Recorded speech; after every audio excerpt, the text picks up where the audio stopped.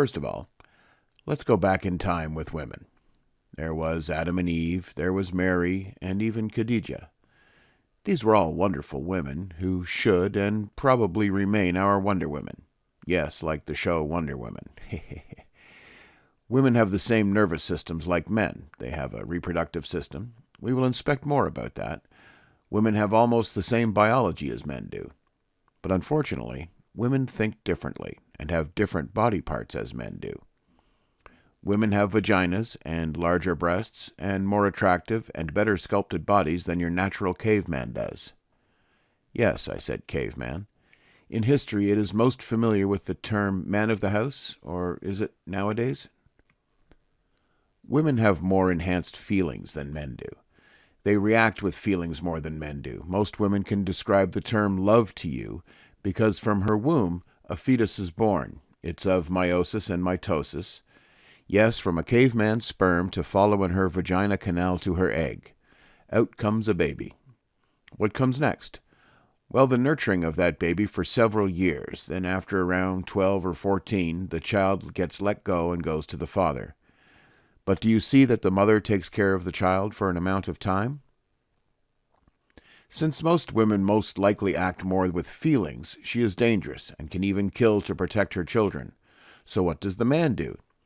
Eventually act back upon those feelings, and he would start to kill women, either because of cheating, drugs, or even divorce. The man has to put in his ego and retaliate back. So the woman has a lot of heart but can kill, so the man has to kill her back before she strikes. Get it? I know it sounds gruesome and grotesque, but this is what a woman and or a man needs to do in order to feel their egos uplift and prove who they are. So treat your woman kindly, nice, and shower her with gifts, unless she has the power to do that back to you. A man and a woman are only together for reproduction. Other than that, it is only work or school. I will tell you a little story. I believe that I was raped when I was a child in Libya by a man now who was named Naveed. He was of Indian descent, not native, and if I remember correctly, he had anal sex with me. Afterwards, coming to North America, I went the other way, as Roseanne was my first girlfriend from Grenoble Public School. Mind you, I am aware of sexual assault, always. I soon went on to middle school, where I had another occurrences with a student, but that student told me that it was normal to suck his penis. I did, and even I was about to drink his sperm. His sperm tastes like eggs, but I already spoke to him, and he apologized to me just recently, and that made my day. I remember a Negroid person named Michael B. He gave me his ring, and it was so cheap that it fell apart in my hands. During going to his place at Vendome Place with my mother, his mother called my mother a fucking bitch. Do you see what we get from uneducated people that act like zoo animals? Anyway, after this incident, Michael B. would start to bully me every day. Michael B. was muscular and over 6 feet tall. I had to run away from him and his goons. I remember when I was at Pape Station Stairs, Michael B. and his goons would threaten me to push me down the stairs because they were high on marijuana. I also remember when I was at Bowlerama and Michael B. I was playing arcades. I taunted him because I had enough of his bullying me, so he told me to step outside. Unfortunately, I backed down. Afterwards, he made my life dark black and dark blue because of all his bullying. I also knew an Indian named Mo. He used to take me to his PH05 apartment, and we used to watch Nightmare on Elm Street movies, but as kids. And he also used to take me to his PH05 stairwell, and he made me suck his penis too, but this time I never swallowed. Time passed, and I was in high school, where I dropped out in grade 10-11, and I started to live with one of my best friends named Alan. This is where I went out with Charlene. She was my love of my life. She then broke up with me because she did not want me to continue smoking cigarettes. I broke out in tears and decided to grab a knife, and I would slash my wrist about 30 times because she broke up with me. I soon went out with a girl named Norma because I was a young boy at the time. She invited me to her place, and we had coitus, and then she let me lick her vagina on her period. Later on, she broke up with me. I met Amanda, who was my first sexual encounter. We were old teenagers because I was living with one of my best friends named Dave H. Amanda wanted me to use a condom, and I did, but it broke inside her. I met with my other ex-girlfriend named Amy. She was the girl of my dreams. She was the Canadian dream girl. Please do not get upset at me, but when I was with Amy, she agreed to suck my penis, but to let her know when I would ejaculate. I did not tell her, and I went in her mouth, but she spit my sperm out. Then we went to the bath tube, and we both did a 69er, and she squirted her lovely-tasting ovum juice in my mouth. Yes, I did swallow it. But anyway, I soon met with another girlfriend, and we were drinking alcohol together. She ended up drunk in our bachelor apartment, so I unzipped her jeans, and my thumb slipped in her mucous membrane. Mind you, she was also my ex-girlfriend, so we just waited until she woke up, and she left home afterwards. Soon after, she was calling me, and she started to complain to me why her mucous membrane was kind of hurting. So I told her why, and she left. She was also a North American dream girl, as all of my exes are dream girls, but they all grew up and are women, probably married to someone else or seeing someone. When I was at Dave's, when I first entered his apartment, I saw Dave and other friends doing hard drugs. I even saw Mike, who would soon tell me that I would not know if I did not try it. So yes, I did, and I became hooked. Mike looked like the Scarborough rapist, but I cannot accuse him of that. He had blonde, spiky hair, he was thin, and wearing a white wife-beater, or an undershirt. I remember when I was at Evergreen, and a Negroid made me angry.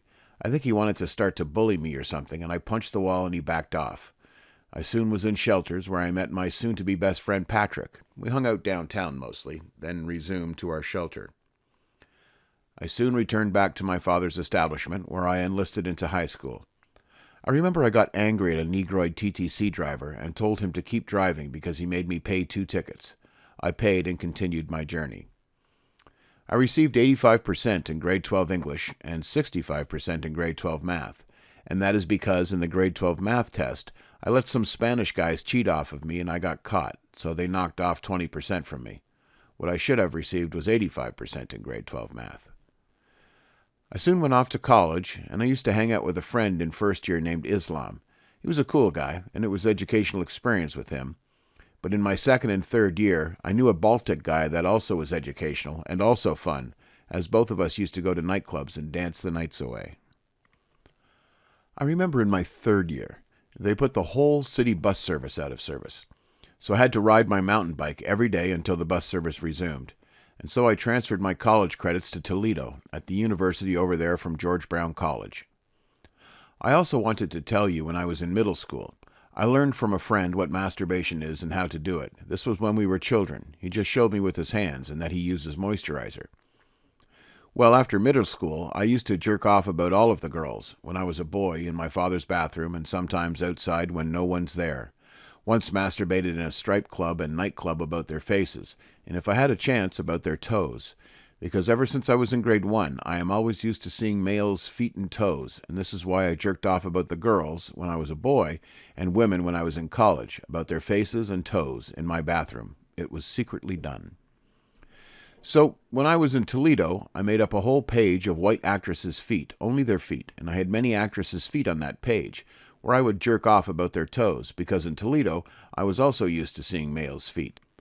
The reason why I did that is because I love white European, Christian, and or Jewish ladies that are my type of women. I remember seeing a few movies, like Hellraiser and Gacy, and I did not like Ted Bundy movies at all. I also saw Dahmer. Those movies were a great psychological experience, even though my first book was by Stephen King. I did not like those movies, and that is not who I am. I now did an online education with Germany, and I obtained a mini MBA from the university. I also passed over 70% in all of the courses. I also have a diploma in innovation management at the same school. I am also holding a diploma in global governance. It is a university college from Germany. Plus, I was an Army cadet from 48th Highlanders of Canada. Also, I'm a security guard. I still have to pass the ministry test, and an advanced diploma from George Brown College in design, with an IQ of 174. I got my driver's license from a road called Heatherdowns, but I forgot the intersection. I have many male friends, but I also have many women that I knew from the GTA and the surrounding area. I knew exactly 50 girls all my life that were phone friends and hangout friends, and yes, I did have sexual encounters, and they were all consensual, because I was always a king of hearts with all of my ex-girlfriends. I also want to tell you about my other bar that Patrick introduced me to. But before that, his roommate, Patrick, and I went to Montreal, and they introduced me to a girl, because we were teenagers at that time. She let me lick and suck her mucous membrane, and afterwards we left. But where Patrick introduced me to a place where I was afraid of the people, and soon we used to hang out there, was a bar at Wellesley and Yonge.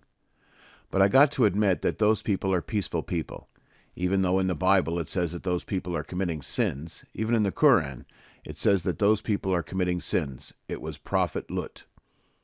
Meanwhile, we were hanging out there and afterwards going to nightclubs, where I would dance alone because I was shy with women out there.